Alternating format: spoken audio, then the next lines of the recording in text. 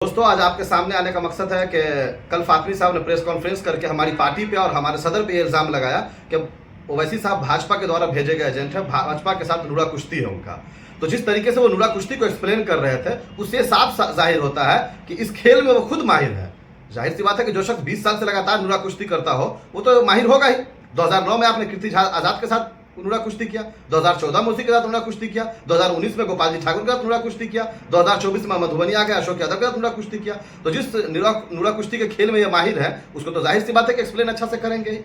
और बोल कौन रहे हैं? जो खुद 2020 में बेटा को भाजपा और आरएसएस के बैनर तले मोदी का फोटो ले लेकर घर घर वोट मांगे हो, वो आदमी ओवैसी साहब को भाजपा के एजेंट कहेगा? शर्म नहीं आती आपको बोलते हुए कि जिस भाजपा और आरएसएस के गठबंधन से आप चुनाव लड़े हैं, वो आप हम पर आ रहे हैं इल्जाम लगाने के लिए।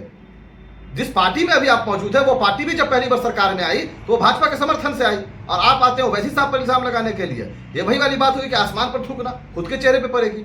आपको सिर्फ भोज से फुर्सत है नहीं, 2 महीना के बाद ईद मिलन प्रोग्राम आप कर रहे हैं, जब सारा देश का मुसलमान वक्फ बिल के काले कानून के खिलाफ लड़ रहा है, तो आप मुंबई में, सऊदी में, दुबई में और दिल्ली में भोज खाने का काम कर रहे हैं, ईद मिलन समारोह कर रहे हैं। 2 महीने के बाद ईद मिलन समारोह होता है। जिस मधुबनी की आवाम ने झोली भर भर के आपको वोट दिया, जब हवाई अड्डे पर लाखों की संख्या में लोग वहां मौजूद थे, जब वक्त काले कानून के खिलाफ धरना दे रहे थे, तब आप नजर नहीं आए। सिर्फ आप इस कौम का वोट लेने आए, इस कौम को आपने रुस्वा करने का काम किया है, ठगने का काम किया है। मधुबनी की आवाम ये कह रही है कि हमसे बड़ी गलती हुई कि हमने फातिमी को वोट दिया। जब हमारे हक और हुकूक की बात आई, लड़ने की बात आई, तब आप गायब रहते हैं। और आप ये सिर्फ उलूल जुलूल इसलिए बोल रहे हैं कि आपके बेटा का टिकट कट रहा है। अब बेटा का टिकट कट रहा है तो भाई आका को खुश किस तरीके से करें कि हमको बेटा को फिर टिकट दे दे? तो जाहिर सी बात है कि ओवैसी पर बोलो, ओवैसी साहब पर बोलेंगे तो हम आका हमारे खुश होंगे, इसलिए वो ओवैसी साहब पर उलूल जुलूल बोल रहे हैं सिर्फ बेटा के टिकट के लिए। और हम ये दावे के साथ कहते हैं कि अगर इनके बेटा का टिकट कटता है तो ये शख्स फिर भाजपा और आरएसएस गठबंधन से जाकर चुनाव लड़ेगा, फिर भाजपा और आरएसएस की दलाली करेंगे। हम तो राजद वाले को भी कहना चाहते हैं कि शख्स आपके पार्टी में अगर आज आया है तो भाजपा के द्वारा भेजे गए एजेंट है। आप इसको पहचानिए, या आपके पार्टी में भाजपा के लिए काम कर रहे हैं। और मैं इनको फिर से चेता देना चाहता हूं कि जिस तरीके से एमआईएम आपके खिलाफ पूरी मजबूती के साथ चुनाव लड़ने का काम किया, अगर हमारी पार्टी इजाजत देगी तो हम आपके बेटा के खिलाफ भी चुनाव लड़ेंगे।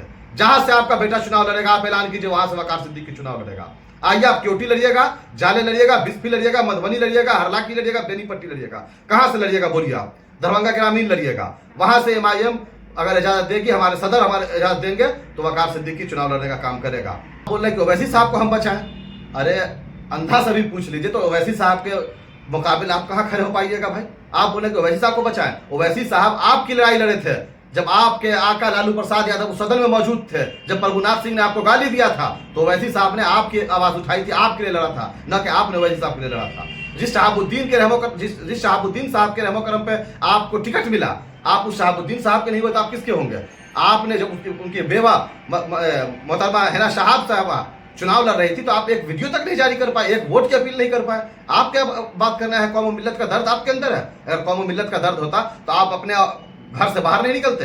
आप अपने बेटा के अलावा एक भी वर्कर को बता दीजिए जिसको आपने टिकट दिलवाया हो, नेता बनाया हो। तो सिर्फ आपको अपने टिकट का मतलब है, आपके अपने बेटा के टिकट से मतलब है, अपनी गद्दी संभालना चाहते हैं। और जिस तरीके से आप सदर साहब पे हमारे इल्जाम लगा रहे हैं, हम कहेंगे कि आप चुप रहिए तो बेहतर है, नहीं तो सारा काला चिट्ठा आपका भी फिर खोल दिया जाएगा।